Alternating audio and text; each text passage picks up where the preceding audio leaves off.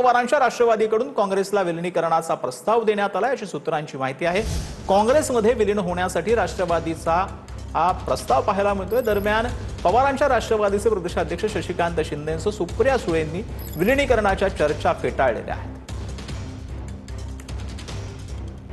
तर ग्राफिक्सच्या माध्यमातून आपण समजून घेऊयात, राज्यातील पवारांच्या राष्ट्रवादीच्या एका मोठ्या नेत्याने काँग्रेसच्या मोठ्या नेत्याकडे प्रस्ताव दिलेला होता।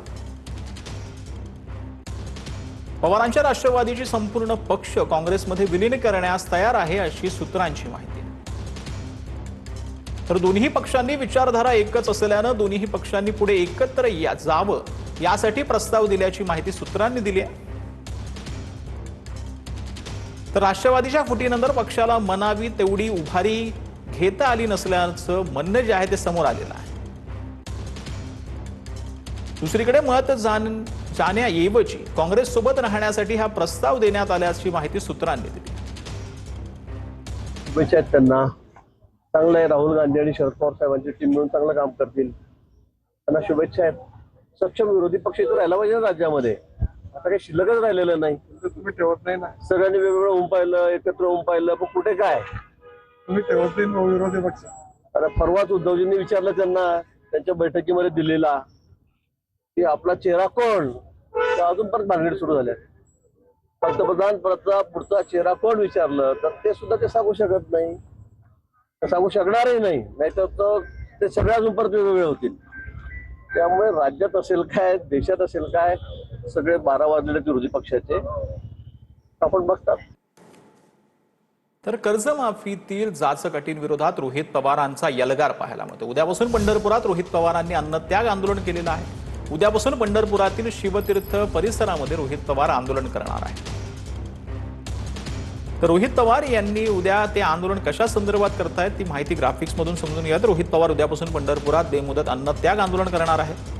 कर्जमाफीतील जाचक अटी शर्ती काढून शेतकऱ्यांना सरसकट कर्जमाफी जाहीर करण्याची रोहित पवारांची मागणी। 2019च्या कर्जमाफीचा लाभ घेतलेल्या शेतकऱ्यांना केवळ 50,000पर्यंत कर्जमाफीच्या मर्यादेची अट रद्द करण्याची मागणी। अट रद्द करून सर्व शेतकऱ्यांना सरसकट 2 लाखांपर्यंत कर्जमाफी देण्याची रोहित पवारांची मागणी आहे।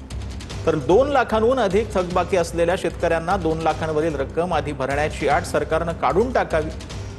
ही अट काढून सरसकट 2 लाखांपर्यंत कर्जमाफी करावी अशी मागणी रोहित पवारांनी केली आहे। प्रोत्साहनपर अनुदान देताना सलग 2 वर्ष नियमित कर्ज भरण्याची अट रद्द करावी असं देखील रोहित पवारांनी म्हटलंय। तर 2017च्या कर्जमाफीसाठी पात्र असूनही केवळ कागदपत्रांअभावी लाभ रखडलेल्या शेतकऱ्यांना तात्काळ कर्जमाफी देण्याची देखील मागणी यावेळेला रोहित पवारांनी केली आहे। पीक विमा योजनेतील शेतकरी विरोधी जाचक ट्रिगर काढून 1 रुपयांमध्ये पीक विमा योजना पुन्हा लागू करावी असं देखील रोहित पवारांनी म्हटलंय। पेरणीपूर्वी कर्ज खात्याचे पुनर्गठन करून शेतकऱ्यांच्या खात्यात रक्कम टाकण्याची मागणी देखील यावेळेला रोहित पवारांनी केली।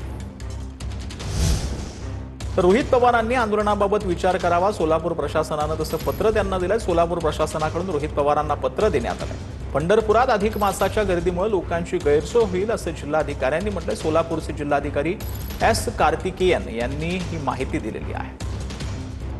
आता सर्वांना माहिती असेल की अधिक महिना चालू आहे। अधिक महिन्याचा आज एकादशी पण आहे ना, आज एकादशी पण आहे, त्याच्यामध्ये गर्दी जास्त आहे। आणि एक दुसरा आचारसंहिता चालू आहे, म्हणजे आचारसंहिता चालू आहे। हा दोन्ही विषय मी रोहित पवार साहेबांना लिहिले आणि विचार करायला मी सांगितलेली आहे। आमच्याकडे जवळपास 10 ते 12 लाख भाविक आमच्याकडे आलेले आहेत, तर लोकांच्या थोडा गैरसोय होईल। एक दुसरा असं आहे की आचारसंहिता पण चालू आहे आणि रोहित पवार साहेबांनी जे काही मुद्दा मांडलेले आहेत त्या मुद्द्यावर आम्ही नक्की चर्चा करणारच आहेत। पण मी त्यांना साहेबांना विचार करायला लिहिलेलं आहे पत्र। मुख्य कार्यकारी अधिकारी माझ्यावरती